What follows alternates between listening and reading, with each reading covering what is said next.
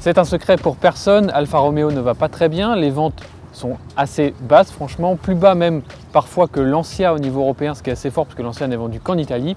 Enfin bref, c'est pas la grande forme, ça c'est un refrain qu'on connaît depuis quelques années chez Alfa Romeo.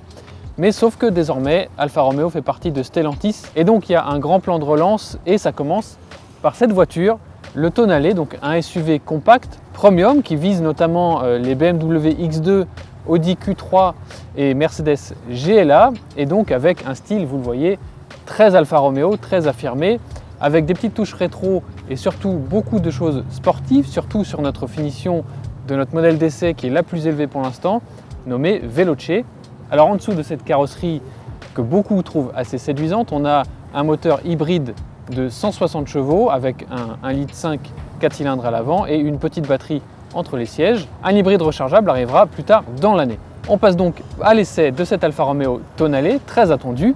Mais avant de monter à bord, comme d'habitude, on vous invite à nous laisser un petit pouce si la vidéo vous plaît, à vous abonner à notre chaîne et à nous retrouver sur les réseaux sociaux et sur autoplus.fr.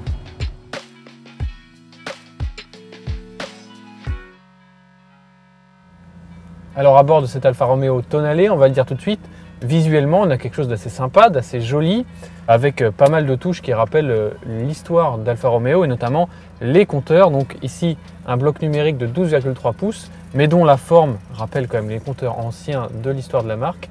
Et puis il y a un mode d'affichage aussi avec une typographie aussi rétro, c'est assez sympa. Tout est assez paramétrable, plusieurs modes d'affichage, pas mal d'informations qu'on peut afficher. La carte en grand si on veut, donc ça c'est très bien.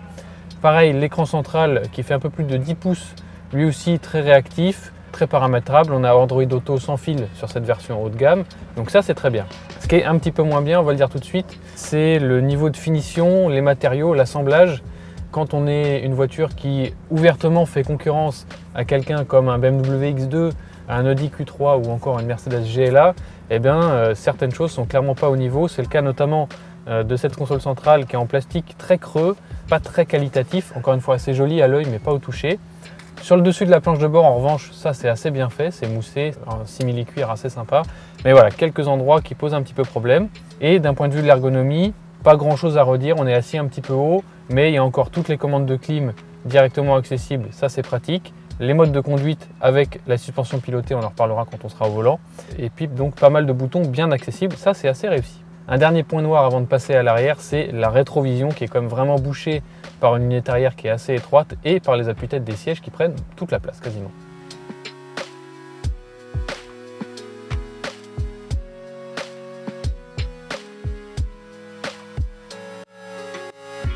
Alors aux places arrière, vous le voyez, l'habitabilité elle est correcte, sans plus quand même, parce qu'on a une voiture qui est plus grande qu'un Peugeot 3008 par exemple. Donc on était en droit d'attendre un petit peu plus, mais franchement ça va, moi je fais plus d'1,80 m, je suis assis derrière ma position de conduite et vous voyez, il n'y a pas vraiment de souci. Des bonnes caves à pied, une bonne hauteur sous plafond, une surface vitrée qui est un petit peu réduite, ça c'est pas un drame. Et puis voilà, le même niveau de matériaux qui est un petit peu décevant à ce niveau du marché.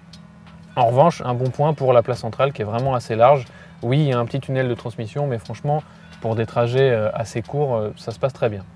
Et pour finir, un petit mot sur le coffre qui est pour le coup donné pour 500 litres, donc ça c'est très bien. En plus, il est assez modulable avec un plancher qui se règle sur 2 niveaux et qui peut rester incliné quand vous le chargez, donc ça c'est très bien.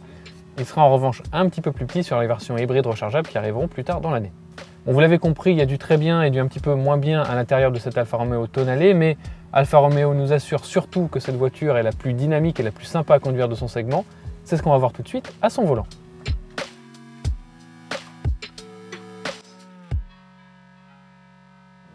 Alors au volant de cet Alfa Romeo Tonale, on va parler d'abord du moteur parce qu'il est assez intéressant, on l'a dit c'est un hybride. En fait c'est plutôt entre un micro-hybride et un hybride normal, dans le sens où il y a quand même un moteur électrique de 20 chevaux, donc c'est quand même assez conséquent.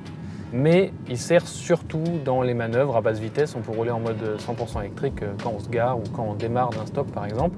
Après il peut aussi donner un petit coup de boost quand il y a besoin, mais c'est pas non plus quelque chose comme une Toyota où le moteur électrique est présent tout le temps. Mais au final, ce qui est important surtout, c'est qu'on a un moteur qui a un caractère assez sympa, puisqu'il monte pas mal dans les tours et il y a une sonorité qu'on sent qui a été assez travaillée. C'est un 4 cylindres, c'est pas un 3 cylindres déjà, donc ça c'est pas mal. Il y a eu un effort là-dessus et ça c'est vraiment sympa. 160 chevaux, il est donné pour 8 secondes 8 sur le 0 à 100, On a même envie de dire qu'au ressenti, c'est un petit peu mieux, à voir une fois qu'il passera entre les mains du labo d'Autoplus, évidemment. Et après, un point de vue du comportement, on a une direction qui est extrêmement directe et qui, sur les deux premiers modes, donc confort et automatique, est assez floue et très légère. C'est très pratique en ville. Quand on est sur une petite route, c'est un peu moins sympa. En revanche, en mode sport, là, elle reprend un petit peu de consistance, elle prend un petit peu de retour d'information, donc c'est déjà mieux. Ce qui est un petit peu moins sympa, et notamment en ville, c'est le rayon de braquage qui paraît quand même assez grand, et d'autant que la visibilité, on l'a dit tout à l'heure, n'est pas terrible non plus, donc dans les manœuvres, pas ce qu'il y a de plus sympa. Au niveau de l'amortissement, en revanche, là c'est comme le moteur, plutôt une bonne surprise. Ça reste assez confortable quand on n'est pas en mode sport, et quand on est en mode sport, là on a les suspensions pilotées, on peut les repasser en mode confort en cas de besoin.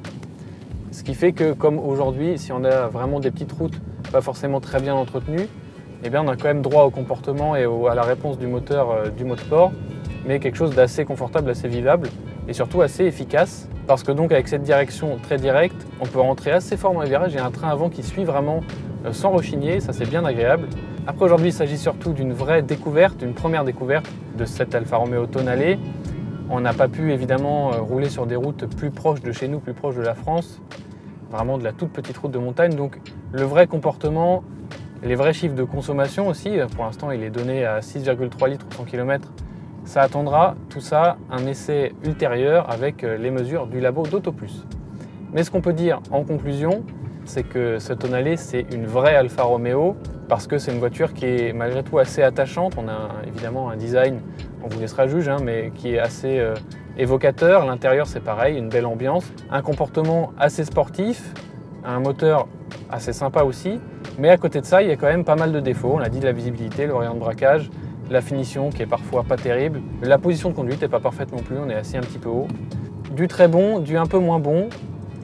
Est-ce que ça suffira pour aller chercher la concurrence? Tout dépendra du tarif qu'on n'a pas encore, qu'on estime aux alentours des 40 000 € pour cette version haute avec ce moteur 160 chevaux. Mais donc si ce Tonale est positionné un petit peu en dessous d'un BMW X2 par exemple, eh bien ça pourrait être une proposition intéressante et surtout donc un caractère bien marqué, surtout face à une compétition très germanique.